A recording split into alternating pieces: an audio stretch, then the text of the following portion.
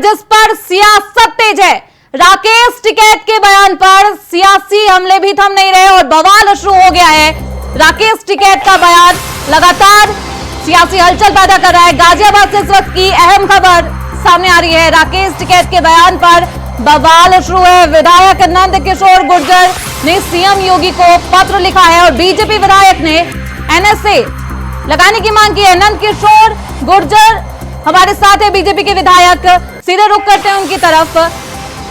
नंद किशोर जी, जिस तरीके से राकेश टिकैत ने एकदम बिल्कुल कॉन्फिडेंस के साथ ये बोल दिया कि बांग्लादेश जैसी स्थिति वो भारत में पैदा कर सकते हैं। देखिए, जो श्री राकेश टिकैत जी ने जिस तरह का बयान दिया है, ये आजादी के बाद मैं समझता हूँ या तो भिंडरवाला ने बयान दिया था, उसका इलाज जो हुआ वो पूरे देश के सामने।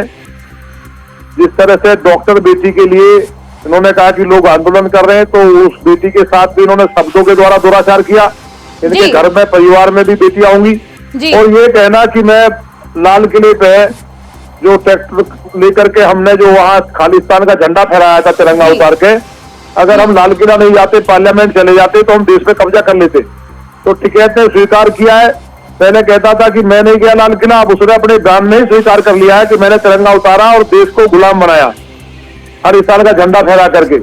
3 बार भारत गुलाम हुआ है। पहली बार मुगलों ने गुलाम किया, दूसरी बार अंग्रेजों ने और तीसरी बार राकेश टिकैत ने खालिस्तानियों से मिलकर गुलाम कराया।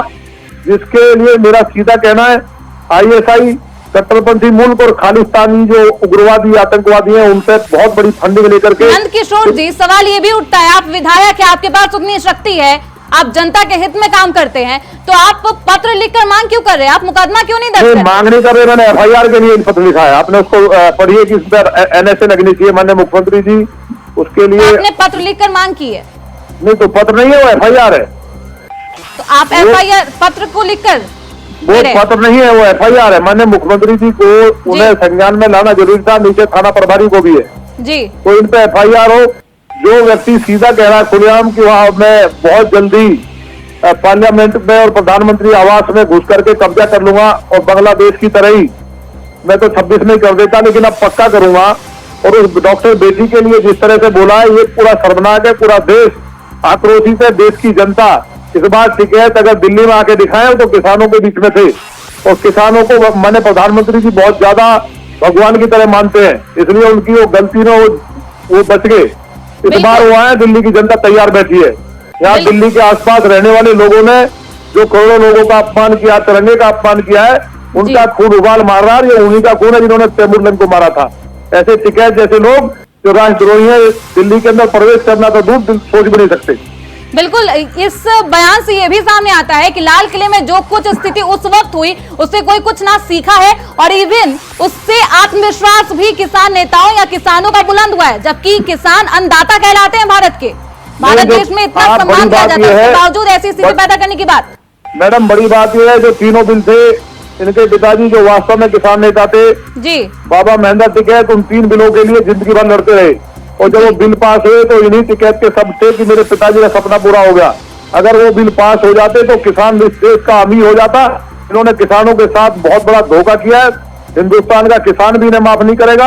और जो दिल्ली में जो किसानों ने अपनी शहादत दी और जिनके बच्चे लड़ते हैं, उनकी बेटियों को उठा उठा के पुलिस में जो हमारी बेटियां हैं उनको फेंका गया इन खालिस्तानियों के द्वारा। टिकैत ने जिन्हें फिकवाया, तो पूरा समाज इंतजार कर रहा है कि टिकैत एक बार दिल्ली आके दिखाएं तो उन्हें पता चल जाएगा। मुझे उम्मीद है कि माननीय मुख्यमंत्री जी बहुत जल्दी एनएसए के तहत मुकदमा दर्ज कर इन्हें जेल में डालने का काम करेंगे। बिल्कुल, अब किस तरीके का रुख अपनाते हैं सीएम योगी आदित्यनाथ? नंद किशोर जी, ये देखने वाली बात होगी और ये देखना अहम होगा। बहुत शुक्रिया इन तमाम आपकी अपनी बातों को रखने के लिए। और राकेश टिकैत पर सख्त कार्रवाई की मांग नंद किशोर बीजेपी के विधायक ने की है और सीएम योगी आदित्यनाथ को पत्र भी लिखा है। देखना बेहद अहम होगा कि क्या कुछ रुख सीएम योगी आदित्यनाथ अपनाते हैं। बहुत शुक्रिया नंद किशोर जी आपका।